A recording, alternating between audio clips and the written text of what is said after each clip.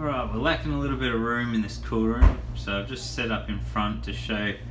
First thing is, if you're having a faulty reed switch, is the issue before we can fix it, is after you've run through with one of our tech guys, they'll tell you just to cut the cord if it is in fact a faulty reed switch, which here is an example of. Pretty much you can cut it anywhere on the line, but right here, easy access, and that will stop the trip from occurring. So that's that right there for you to do first up. Make sure you speak to us first. This is a reed switch as they come whole. This one in particular straight out of the bag, as you can see. So this is what you'll get when you get a replacement sent through. We send them up with these, and you'll also get at least a couple of these little telephone wire connectors. They're what you'll connect to the wire to splice back in. We're going to show you how you can do it without a pair of wire cutters. Obviously, if you have a pair of wire cutters, this makes your life a lot easier, but it can be done without them, so we'll do that version. So when you get to this point, they're pretty easy to pull out. Normally just a bit of twist and you'll be able to pull the thing out. If you need to, you can use something such as a pair of pliers to get it out if it's really jammed. Just put some pressure on it and evenly, just with this type of motion, weave it out of the hole, such as that. Pair of scissors or your knife. Scissors are probably even more common than a knife to do such as this, so leave yourself a little bit extra so you can make the splice. So I'm going to cut it there for now just to show you, but they go through it quite easy. Obviously they're not as good as wire cutters, but you still get the right idea.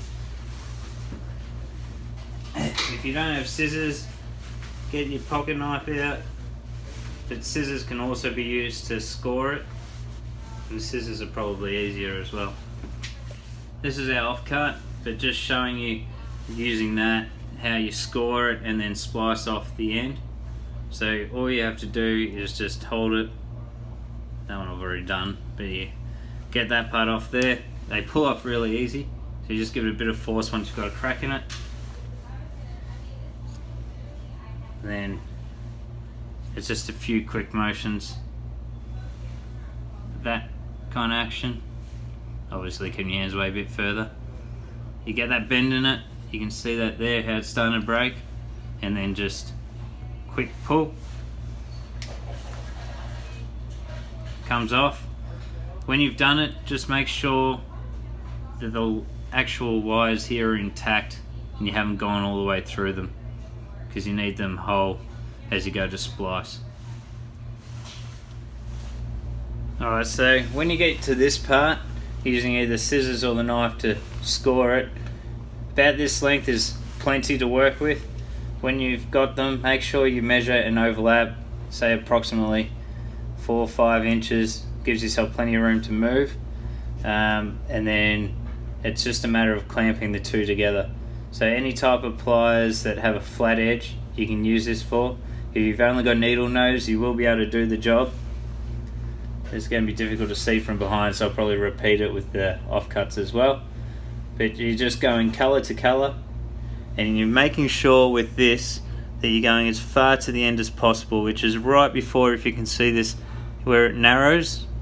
You can definitely see it in life, where the red stops. That's about as far up as you can get.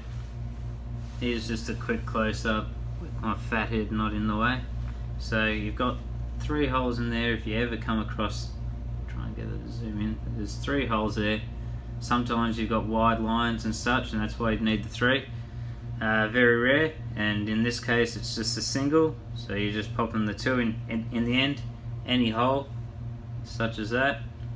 And that one, you can see is a little stuck. There we go. Push it through, put some pressure on the end like that to hold it in place. Pick up your pliers. You've got that little gap at the end, so that where they hit down, they actually sit pretty flush. And with this, focus isn't great, just grab it like that, crack, down it goes, and then you just check the top, make sure it sits all nice and flat. You can kind of focus in on that there. And just do that with both of them. Alright, so this is the guy we've changed over. Got it sitting there like that at the moment. We went out the front, checked that it was showing as empty keg as it should have before we primed the beer. Now the float is back to the top, it's been bled off. And we want to go back to the front, firstly to see that it's showing that it is no longer an empty keg. And then what you'll do at this point, if you want to test that it's working properly, is just leave the keg after you've got it to this point. With the beer pumps, you can leave it untapped, so just sitting free. Go back out the front, pour yourself a beer, preferably covering this one, because if you've run it completely dry you're going to have air pockets in the line. And let's see how it goes.